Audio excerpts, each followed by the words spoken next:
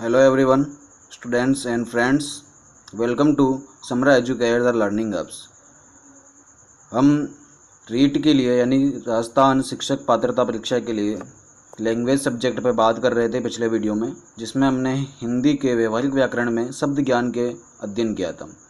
उसके अंदर हमने तत्सम और तद्भव शब्दों को एक बहुत ही आसान नियमों में समझने की कोशिश की थी और उनको किस प्रकार तत्सम से तद्भव में और तद्भव से तत्सम में चेंज करने के नियम पढ़े थे, 7 नियम पढ़े थे। और इसके अलावा हमने शब्द की परिभाषा और शब्द का वर्गीकरण भी हमने देखा था। आज के वीडियो में अपन देख पा रहे हैं कि यहाँ पे आपके शब्द ज्ञान में तत्सम और तद्भव शब्द हो चुके हैं। इसके बाद में आपके क्या आता है, इसके बाद में आपके जो है वो आता है आपका देशज और विदेशी शब्द, यानी कि जो देसी शब्द यानी जो देसी भाषा के शब्द है उनका और विदेशी भाषा के शब्द जिनका अपन हिंदी भाषा में यूज़ करते हैं, उन चीज़ों को अपन पढ़ेंगे। तो आज का अपन टॉपिक स्टार्ट करते हैं। टॉपिक अपना है कि अपन ने ये सब कुछ पढ़ लिया था पिछली क्लास में, आप रिवाइज़ कर सकते हो इसको। आज अपन पढ़ेंगे देशज शब्द किसे कहते हैं या देशज शब्द के बारे में अपन पढ़ेंगे। सबसे पहले आज यही टॉपिक रहेगा अपना कि देशज शब्द किसे कहते हैं, उसके बारे में अपन पढ़ेंगे। तो देशज शब्द के लिए आता है, देशज में 2 चीज़ें जुड़ी हुई है, देश प्लस जे यानी कि देशज। तो इसको अपन देख सकते हैं कि वे शब्द जिनकी उत्पत्ति का कोई स्रोत नहीं है, यानी कि वे शब्द जिनकी उत्पत्ति यानी कि वो किस प्रकार उत्पन्न हुए उनका कोई स्रोत नहीं होता है, अर्थात क्षेत्रीय जनता द्वारा, यानी जो भी क्षेत्र होता है क्षेत्र विशेष, वहाँ की जनता द्वारा आवश्यकता अनुसार यानी अपनी जो भी आवश्यकताएं होती है उनको पूरा करने के लिए जो शब्द बना लिए जाते हैं या गढ़ लिए जाते हैं उनको देशज शब्द कहते हैं। उनके कुछ एग्जाम्पल देखते हैं अपन। तो जैसे बाप, लोटा, बुद्धू, मुक्का, गेवर, परात, भिंडी, छोरा छोरी, दीदी, पटाखा और खिड़की। इस प्रकार से बहुत सारे ऐसे शब्द हैं जिनकी उत्पत्ति का कोई स्रोत नहीं है। इन शब्दों के अलावा भी बहुत सारे शब्द हैं जिनकी उत्पत्ति का या तो कोई स्रोत नहीं है या फिर उनके स्रोत हमें पता नहीं है। तो इन सबको अपन देशज शब्द में शामिल करेंगे, यानी क्षेत्रीय शब्दों में शामिल करेंगे। जो वहाँ की क्षेत्रीय जनता या वहाँ की जो स्थानीय जनता जो है उन्होंने अपने मन से इनको गढ़ लिया है या बना लिया है, या फिर इनके स्रोत का हमें पता नहीं है। जैसे बहुत सारे शब्द हो सकते हैं, उटपटांग, मनमानी, इस प्रकार से बहुत सारे शब्द हो सकते हैं जो कि देशज शब्द में आते हैं।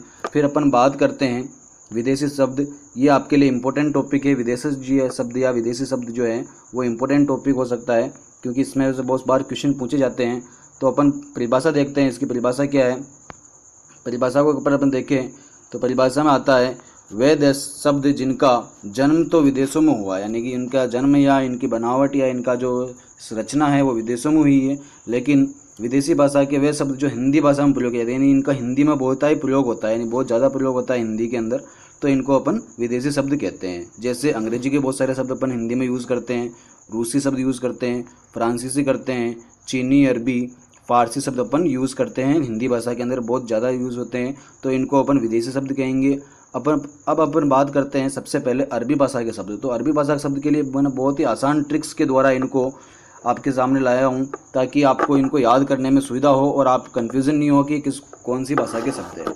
यहाँ आप देख रहे हो पहले नंबर पे मैंने सारे जो ए वाले या आ वाले जो शब्द हैं उनको एक साथ में अरबी भाषा के सारे शब्दों को जोड़ दिया है। आप देख सकते हो यहाँ पे एक वाक्य के द्वारा इनको जोड़ा गया है अल्लाह, अमीर आदमी अजीब है, अदालत में अक्ल से आज़ाद हो जाते हैं।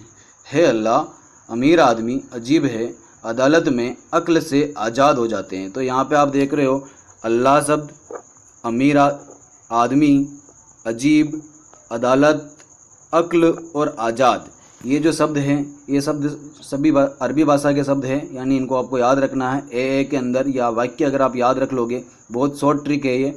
है अल्लाह, अमीर आदमी अजीब है, अदालत में अक्ल से आज़ाद हो जाते हैं। तो यहाँ पे अल्लाह, अमीर, आदमी, अजीब, अदालत, अक्ल और आज़ाद शब्द जो है वो अरबी भाषा के शब्द है। इसी प्रकार अपन अगला पढ़ते हैं। तो अगला क्या आ रहा है आपका कि इसमें ई वाले शब्द जो हैं वो आपके आ जाएंगे सारे। इरादे और इशारे में, इलाज के इंतज़ार में, गरीब औलाद ने इज्जत और ईमान गंवा दिया और इनाम में इस्तीफ़ा मिला। यानी कि इसमें आपके सारे जो है ई वाले शब्द जो है अरबी भाषा के वो सब आ जाते हैं। कौन कौन से शब्द अपन देख लेते हैं। इरादे शब्द अरबी भाषा का है, इशारे, इलाज, और इंतज़ार, गरीब, औलाद, इज्जत, ईमान और इनाम और इस्तीफ़ा। ये शब्द जो है, ये सारे शब्द जो है, इसमें कितने शब्द हो गए हैं? तो 1 2 3 4 5 6 7 8 9 10, यानी इस 2 लाइनों के वाक्य के अंदर आपके 10 अरबी शब्द आ गए हैं, जिसमें ई के सबसे ज़्यादा शब्द है और इसमें गरीब और औलाद 2 शब्द अलग शब्दों के आ रहे हैं, तो आपको अलग वर्ड के आ रहे हैं, तो आपको याद रखना है। बाकी अगर आप ये वाक्य याद रख लोगे तो आपको अरबी भाषा के जो ई से स्टार्ट होने वाले जितने भी अरबी भाषा के शब्द हैं वो आप याद रख सकते हो, जैसे इरादे, इशारे, इलाज, इंतजार, गरीब, औलाद और इज्जत, ईमान, इनाम और इस्तीफ़ा। इसी प्रकार अपन आगे बात करते हैं तो आगे आता है आपका के वाले शब्द, यानी कि के से जो स्टार्ट शब्द होते हैं उनका आता है, तो उनके बारे में देखते हैं अपन। तो यहाँ आ रहा है, कमाल है कानून की मदद से कुर्सी पर कब्जा और किस्मत की किताब से कबीले की कीमत मिलती है। कमाल है कानून की मदद से कुर्सी पर कब्जा और किस्मत की किताब से कबीले की कीमत मिलती है। तो इसमें सभी के वाले शब्द आ गए, आप देख रहे हो, कमाल, कानून, मदद, एक ये मदद वाला थोड़ा अलग आ रहा है, बाकी कुर्सी, कब्जा, किस्मत, किताब, कबीले और कीमत, ये सारे शब्द जो है आपकी कौन सी भाषा के शब्द हैं? ये अरबी भाषा के शब्द है। फिर अपन देखते हैं अगला वाक्य, जनाब जिले में जलसा कर रहे थे, जवाब में जुर्माना हुआ। तो इसमें सभी जे वाले शब्द आ गए हैं, जनाब, जलसा, जवाब, जुर्माना और जिला भी आप ले सकते हो। तो ये शब्द जो है आपके अरबी भाषा के शब्द है, जैसे स्टार्ट होने वाले शब्द है, जनाब, जिले, जलसा, जवाब और जुर्माना। ठीक है, तो इसका वाक्य क्या हो जाएगा? जनाब जिले में जलसा कर रहे थे और जवाब में जुर्माना हुआ। इसी प्रकार अपन आगे देखते हैं, इसमें आपके जो है कौन से शब्द आ जाएंगे? ते वाले शब्द आ जाएंगे, ते और वे वाले शब्द आ जाएंगे। तो अपन देखते हैं, वाक्य बहुत आसान वाक्य हैं, इनको याद रखने में भी आपको सुविधा होगी और आप इनके साथ में शब्द भी याद रख सकते हैं। तो वकील ने तहसील में तारिक की ताकत और हुक्म के बहस के द्वारा तूफान खड़ा कर दिया और तराजू की तरह फैसला सुनवाया। तो इसमें आपके कौन सा शब्द आ गया? वकील शब्द, ये आपका अरबी शब्द है, तहसील आपका अरबी शब्द है, तारिक आपका अरबी शब्द है, ताकत, हुक्म, बहस, तूफान, तराजू और फैसला, ये सभी शब्द जो है आपके अरबी शब्द हैं। तो इन शब्दों को भी आप याद रख सकते हो आसान वर्ड में, आसान भाषा के अंदर। इसके बाद अपन बात करते हैं, तो अगला शब्द जो आता है आपका वो आता है दफ्तर के लिए। तो इसमें क्या आता है? दफ्तर में लिफाफा और दुनिया में दौलत का नशा मतलब के लिए है। तो इसमें आपके कौन सा शब्द आ रहा है? दफ्तर शब्द आ रहा है, लिफाफा आ रहा है, दुनिया आ रहा है, दौलत आ रहा है, नशा और मतलब। तो इसमें आपके कितने शब्द हो गए हैं? इसमें आपके हो गए दफ्तर 1 2 3 4 5 और 6। तो इस लाइन में भी आपके 6 शब्द हो गए हैं। 6 शब्दों को आप याद रख सकते हो। दफ्तर में लिफाफा और दुनिया में दौलत का नशा मतलब के लिए है। तो क्या हो जाएगा? दफ्तर आपका अरबी शब्द है, इसी प्रकार लिफाफा, दुनिया, दौलत, नशा और मतलब, ये सारे शब्द जो है आपके अरबी शब्द हो जाएंगे। फिर अपन आगे बढ़ते हैं, तो आगे आपके क्या आ रहा है? इसमें बहुत सारे शब्द मिक्स है, अलग अलग शब्द जो स्टार्ट होते हैं, लेकिन याद रखने के हिसाब से आपके लिए बहुत आसान होएगा ये। तो शब्द आ रहा है आपके कि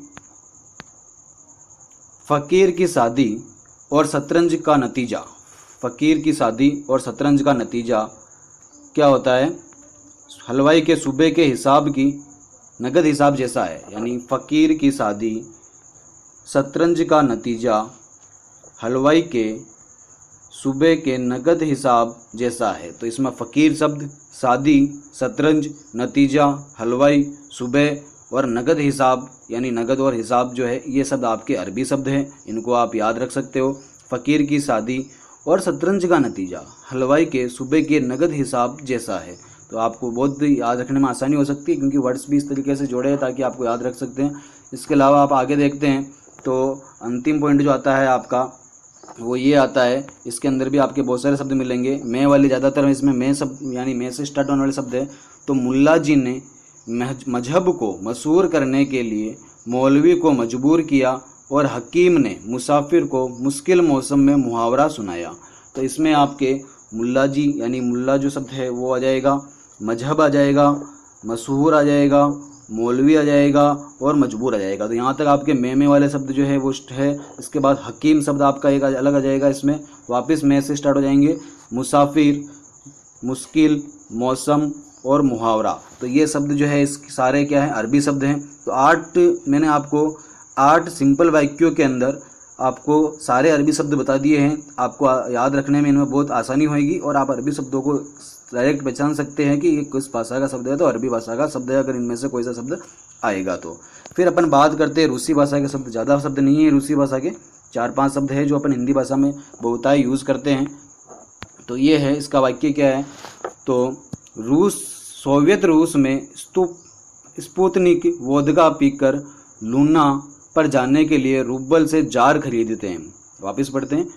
सोवियत रूस में स्पुतनिक वोदका पीकर लूना पर जाने के लिए रूबल से जार खरीदते हैं। तो यहाँ पे आपका सबसे पहला वर्ड जो है सोवियत, यानी सोवियत संघ जो अपन बोलते हैं। सोवियत जो है रूसी शब्द है। इसी प्रकार स्पुतनिक ये भी एक रूसी शब्द है, वोदका रूसी शब्द है, और लूना का मतलब चंद्रमा होता है। तो ये आपको ध्यान रखना है कि ये भी क्या है, रूसी शब्द है। रूबल जो कि रूस की मुद्रा है, रूसी शब्द है। और जार यानी आपका जो जार होता है जाली वाला, वो नहीं होके यहाँ पे इसका अर्थ जो होता है रूसी भाषा में वो पर स्त्री से प्रेम करने वाला होता है। ठीक है, तो जार शब्द जो है वो भी रूसी शब्द होता है। ठीक है, फिर अपन बात करते हैं फ्रांसीसी शब्द की। तो फ्रांसीसी शब्द भी आपको याद करने में बहुत ज़्यादा आसानी होगी, आप आराम से याद कर सकते हो इनको। तो क्या आ रहा फ्रांसीसी शब्द में, फ्रांस में अंग्रेज ने कर्फ्यू लगाकर कूपन और कारतूस बांटे, और फ्रांसीसी मेयर ने पिकनिक पर रेस्तरां के मेन्यू में लैंप के साथ बादाम का सूप बांटा। तो यहाँ पे आपके कौन सा शब्द है, सबसे पहले अंग्रेज शब्द जो है वो आपका कौन सी वर्ड भाषा का है, फ्रांस भाषा का है। उसके बाद कर्फ्यू, कूपन, कारतूस, मेयर, पिकनिक, रेस्तरां, मेन्यू और लैंप, बादाम और सूप। ये सारे शब्द जो है इसमें कितने शब्द आ रहे हैं, तो 1 2 3 4 5 6 7 8 9 10 और 11, यानी कि 11 शब्द जो है वो अरबी भाषा के फ्रांसीसी भाषा के शब्द है। 11 शब्द आपको याद रखने, कौन कौन से, अंग्रेज, कर्फ्यू, कूपन, कारतूस, मेयर, पिकनिक, रेस्तरां, मेन्यू और लैंप, और साथ में बादाम और सूप। ये 11 शब्द आपको याद रख ले हैं। इन 11 शब्दों को याद रखने से आपके फ्रांस के यानी फ्रांसीसी भाषा के जो शब्द है वो सब आप याद रख सकते हो, जो कि हिंदी में यूज़ किए जाते हैं, बहुतायत या बहुत ज़्यादा यूज़ किए जाते हैं। फिर अपन बात करते हैं पुर्तगाली भाषा के शब्द की। तो पुर्तगाली भाषा के शब्दों के अंदर आते हैं आपके, तो इनको आप बहुत आसानी भाषा में याद रख सकते हो, इसमें कोई बड़ी बात नहीं है, बहुत आसान भाषा में और बहुत जल्दी आप इनको याद रख सकते हो। तो पुर्तगाल भाषा के शब्द में क्या है, इसके लिए वाक्य थोड़ा लंबा है, लेकिन सारे शब्द एक ही वाक्य में यहाँ पे समायोजित कर रखे, एडजस्ट कर रखे। पुर्तगाल में इस्पात की अलमारी में अनानास और आल्पिन स्त्री ने रखे तथा कर्नल की कमीज के काफ़ी काज कमरा जैसे थे। गोभी के गमले, गोदाम की चाबी, तौलिए नीलाम, फीता, बोतल, मिस्त्री और संतरा इत्यादि रखे। तो आप यहाँ देख सकते हो कि कौन कौन से शब्द जो है वो आपकी इस भाषा के आ रहे हैं। तो आप यहाँ पे आसानी से देख सक रहे हो कौन कौन से शब्द है इसमें। तो आपके इस्पात शब्द हैं, इसके अलावा आपके अलमारी शब्द हैं,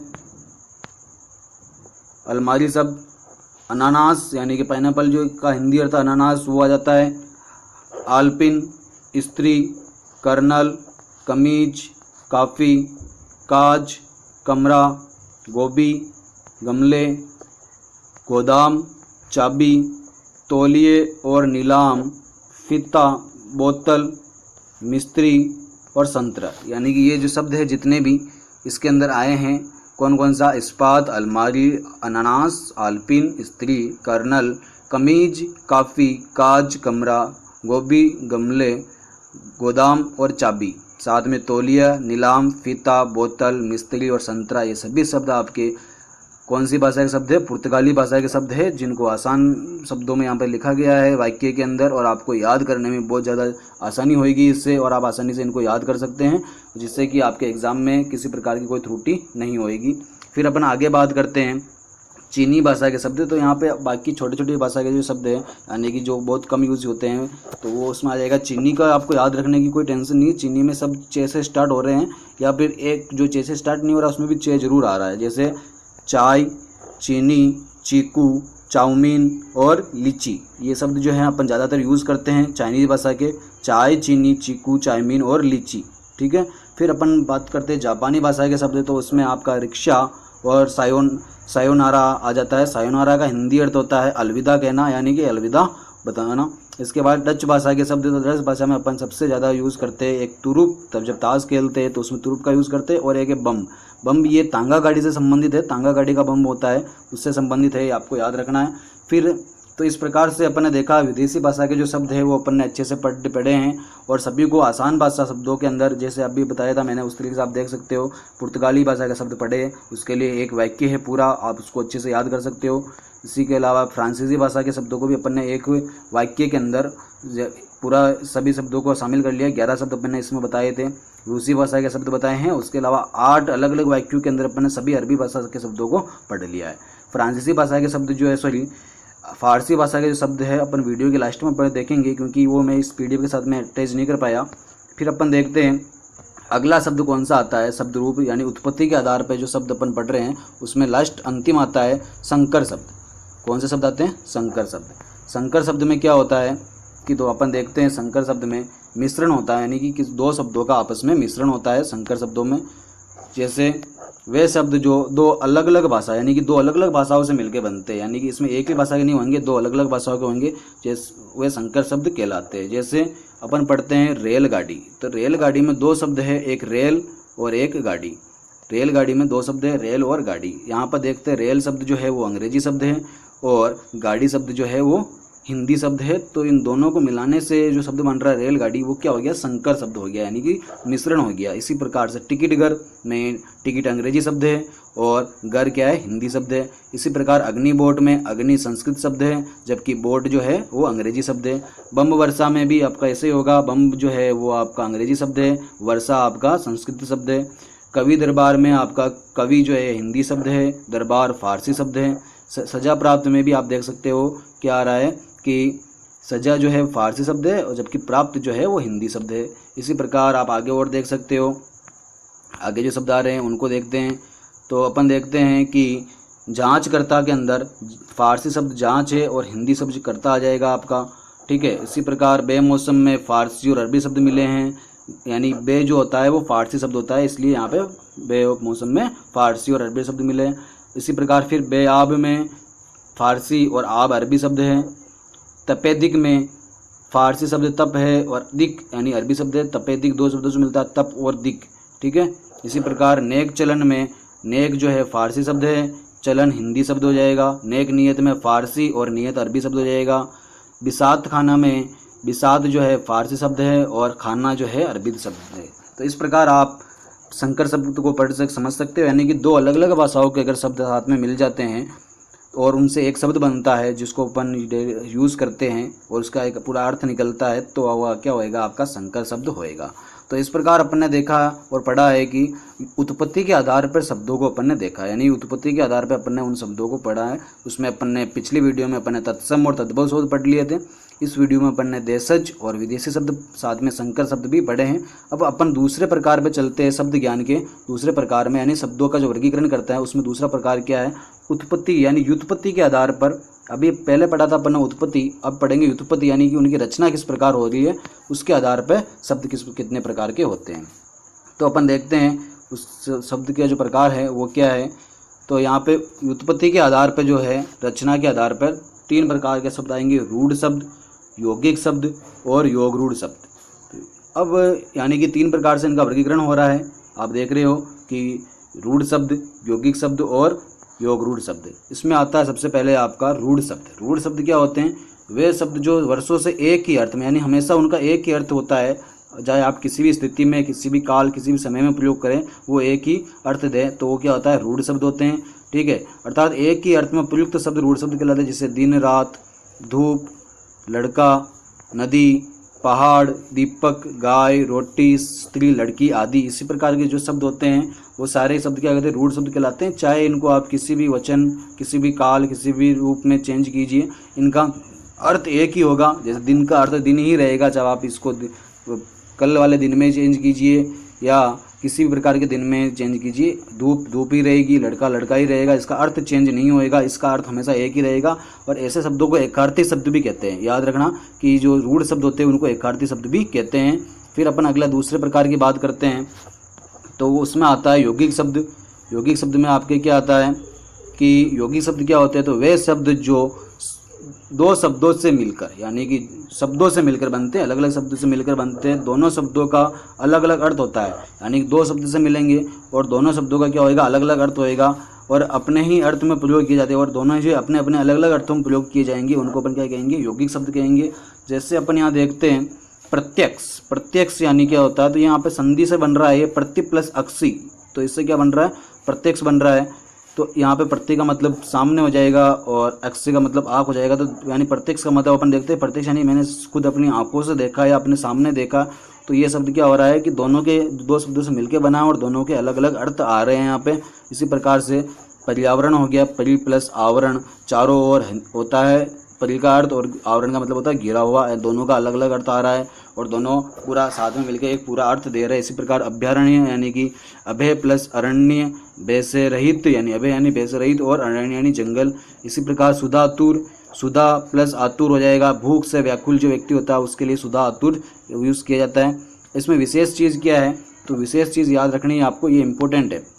क्या है कि संधि, जितनी भी संधि होती है, समास होते हैं, उपसर्ग होते हैं और प्रत्यय होते हैं, ये क्या होते हैं, ये सभी यौगिक शब्दों के उदाहरण है। क्योंकि इनमें क्या हो रहा है, दो या दो से ज़्यादा शब्द जुड़ रहे हैं, दो या दो से ज़्यादा शब्द जुड़ते हैं, इसलिए इनमें क्या होता है, सभी यौगिक शब्द कहलाते हैं। लेकिन याद रखना समास का जो एक रूप है बहुवीर्य समास, समास का एक रूप है बहुवीर्य समास, ये जो होता है ये इसमें नहीं आता है, यानी इसको इसमें छोड़ दिया जाता है। वो क्यों नहीं आता है, वो अपन जब अगला प्रकार पढ़ेंगे उसमें आ जाएगा आपके। तो ये इसलिए नहीं आता है क्योंकि इसमें योगरूढ़ शब्द जो है वो उसके कारण नहीं आ रहा है। योगरूढ़ शब्द क्या होते हैं, तो अपन देखते हैं योगरूढ़ शब्द के बारे में।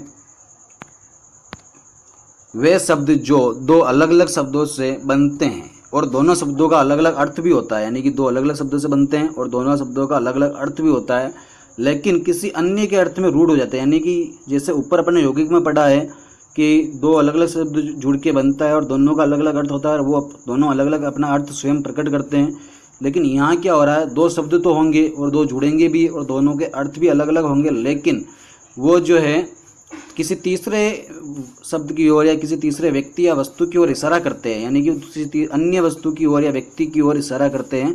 ये स्वयं अपने अर्थ नहीं बताते हैं या अपने स्वयं अपने अर्थ में प्रयुक्त नहीं होते, इसलिए इनको योगरूढ़ शब्द कहते हैं।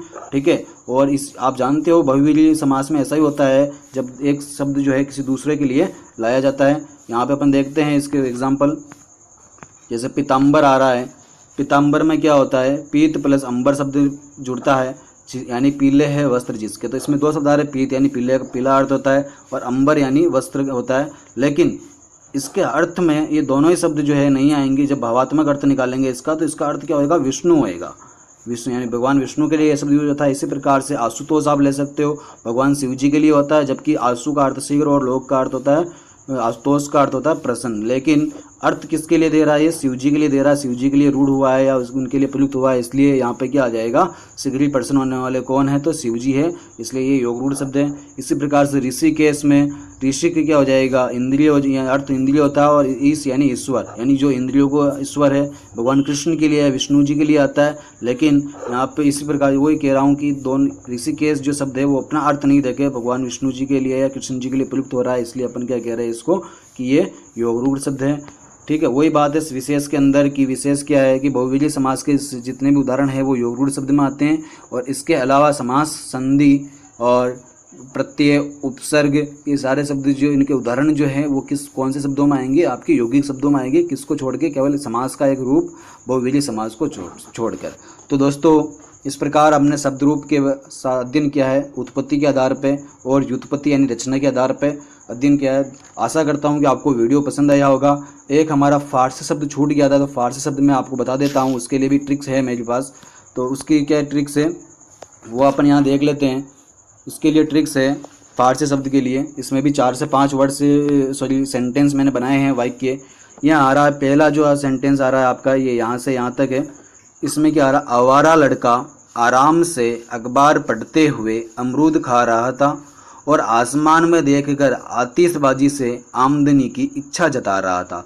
तो आप यहाँ देख सकते हो, यहाँ पे ए वाले जितने भी शब्द हैं उस जिस प्रकार मैंने अरबी शब्दों में किया था उसी प्रकार यहाँ भी कर रहा हूँ। इसमें क्या आ जाएगा, आवारा शब्द आ जाएगा, आराम, अखबार, अमरूद, आसमान, आतिशबाजी और आमदनी। ये सारे शब्द जो है ये कौन सी भाषा के शब्द हो गए आपके लिए, ये हो गए आपके फारसी भाषा के शब्द हो गए। इसी प्रकार दूसरा सेंटेंस जो आता है ये वाला, इसमें आपके क्या आ रहा है, कमीना खराब कारीगर कुश्ती में कमर तुड़वा कर खजाना खर्च कर खून की बोतल चढ़ाकर खुश्क हुआ। तो इसमें आपको याद रखना है, सिंपल सेंटेंस है, आप याद रख सकते हो। हालांकि इनकी अर्थ थोड़े अलग निकलते हैं लेकिन हम याद करने की दृष्टि से इनको बेस्ट मान सकते हैं। इसमें कमीना, खराब, कारीगर, कुश्ती, इसी प्रकार से कमर, कमर याद रखनी है आपको। कमर, कमरा शब्द जो है वो पुर्तगाली है लेकिन कमर क्या है, वो आपका फारसी शब्द है। इसी प्रकार खजाना, खर्च, खजाना और खर्च आ जाएगा इसमें। इसके बाद खून आपको याद रखना है, खून, और फिर यहाँ पे खुश्क शब्द आ रहा है, ये आपके फारसी शब्द है। इसी प्रकार अपना आगे देखते हैं जिसमें जे और गेस वाले शब्द आ जाएंगे।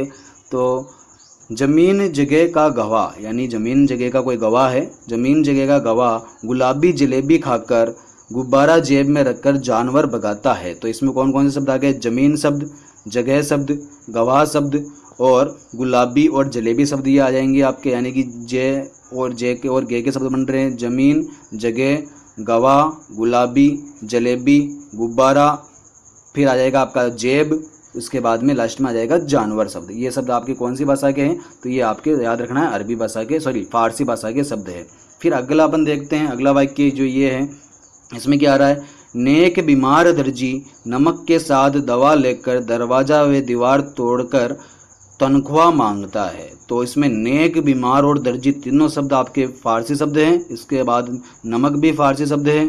फिर अपन बात करते हैं दवा शब्द की, तो दवा भी फारसी शब्द है, दरवाज़ा और दीवार फारसी शब्द है और तनख्वाह ये भी फारसी शब्द है, आपको याद रखना है। फिर अंतिम जो आता है वो आपकी क्या आता है, अंतिम जो आपके शब्द आता है उसके लिए आप देख सकते हो यहाँ पे, सुल्तान, सुल्तान सौदागर से सूद के साथ सूखी मलाई, सूद के साथ सूखी मलाई मांगता है और मजदूर यार के साथ सुल्फा शराब पीकर सैर करते हुए सैर की लगाम पकड़ते हैं। तो आपको याद रखना है यहाँ पे सुल्तान, सौदागर शब्द दोनों जो है वो आपके फारसी भाषा के शब्द है, सूद भी फारसी भाषा के शब्द है। यहाँ पे सूखी नहीं हो के सूखा है, लेकिन वाक्यों के ज़माने के हिसाब से मैंने यहाँ पे सूखी बना दिया है, तो सूखी और मलाई ये दोनों शब्द भी फारसी शब्द है। मजदूर, यार ये भी फारसी शब्द है। इसके अलावा सुल्फा जो होता है आपका, सुल्फा शब्द ये भी आपका फारसी शब्द है और शराब शब्द भी जो है ये आपकी फारसी शब्द है। शराब और सुल्फा आपको याद रखना है, ये दोनों फारसी शब्द हैं। और लास्ट में शेर, यानी कि जो घूमने के लिए शेर का यूज़ करते हैं वो, और शेर, बाग दोनों जो है फारसी शब्द है और लगाम शब्द जी है ये भी फारसी शब्द है। तो दोस्तों इस प्रकार आप लोगों ने आज सभी प्रकार के विदेशी शब्द जो जिनका प्रयोग हम हिंदी भाषा में बहुत ज़्यादा करते हैं उनके बारे में पढ़ा और बहुत ही आसान ट्रिक्स और वाक्यों के अंदर मैंने इनको बताया है ताकि आपको याद करने में आसानी है। और ये वीडियो इसी आशा में बनाया गया है कि आपको हमारे सभी वीडियो पसंद आते हैं, इसलिए अगर आपको हमारे वीडियो पसंद आ रहे हैं तो वीडियो को लाइक करना ना भूलें और अपने विचार और आपकी प्रतिक्रियाएं हमें कमेंट बॉक्स में लिखकर ज़रूर भेजिए ताकि हम उस पर कार्य कर सकें और अपने सुधार कर सकें। और जिन लोगों ने अभी तक हमारे चैनल को सब्सक्राइब नहीं किया प्लीज़ सब्सक्राइब करके बेल आइकन को दबा दें ताकि सभी प्रकार की लेटेस्ट वीडियो आपको सबसे पहले मिल सके और आप उनको देखकर लाभ उठा सके। Thanks for watching.